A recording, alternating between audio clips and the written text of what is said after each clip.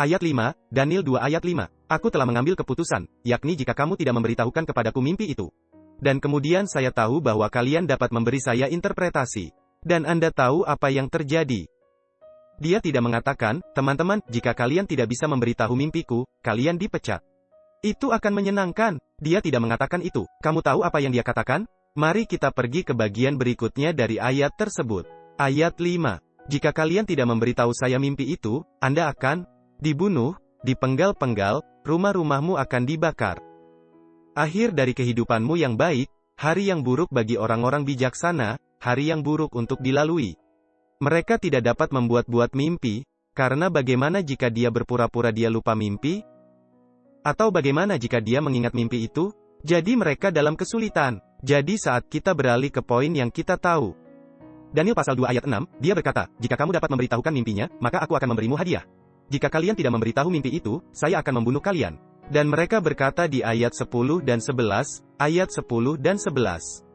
Anda tahu, tidak ada seorang pun di muka bumi yang dapat melakukan itu. Tidak ada manusia yang bisa melakukan itu. Tidak ada raja yang pernah menanyakan hal seperti itu. Seperti berkata, hei, itu hanya Tuhan, dibutuhkan kekuatan supranatural untuk melakukan itu. Tak seorang pun bisa tahu apa yang Anda mimpikan. Jika Anda tidak ingat apa yang Anda mimpikan, bagaimana saya tahu apa yang kamu mimpikan? Kami tidak memiliki mesin untuk membaca otak. Jadi, ceritakan mimpi itu kepada kami. Oke, saat kita melanjutkan, dia berkata, ayat 12, ayat 12.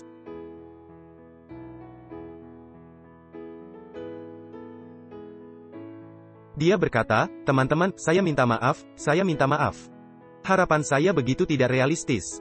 Jangan khawatir tentang hal itu. Apakah dia berkata demikian? Tidak ada belas kasihan. Dia berkata, bunuh mereka semua. Tapi dia tidak mengatakan, bunuh 6, 7, 10 orang yang datang.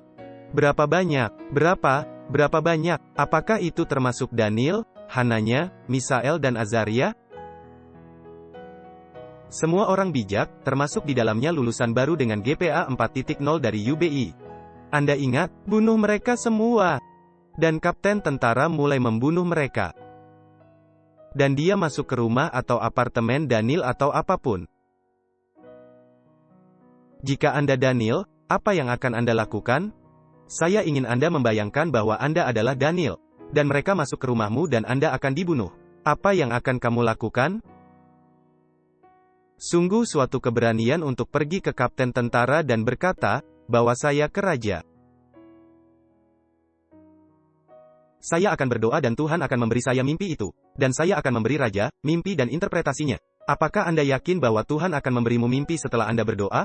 Apakah Anda yakin? Anda hanya membuat pernyataan itu. Bawa saya ke raja. Apakah Anda yakin bahwa Tuhan akan menjawab doa itu? Sungguh suatu iman. Anda tidak bisa pergi dalam sekejap, dalam krisis kepada Tuhan. Dan mengharapkan jawaban, jika Anda tidak pergi kepada Tuhan sebelumnya. Anda memahami saya? Anda tidak dapat, ketika dalam krisis, mengharapkan jawaban. Oh Tuhan, Dia murah hati, dan Dia akan memberi kita jawaban. Tetapi Anda harus pergi kepada Tuhan setiap hari, sepanjang hidup Anda, untuk pergi kepada Tuhan dalam krisis. Daniel mengenal Tuhannya.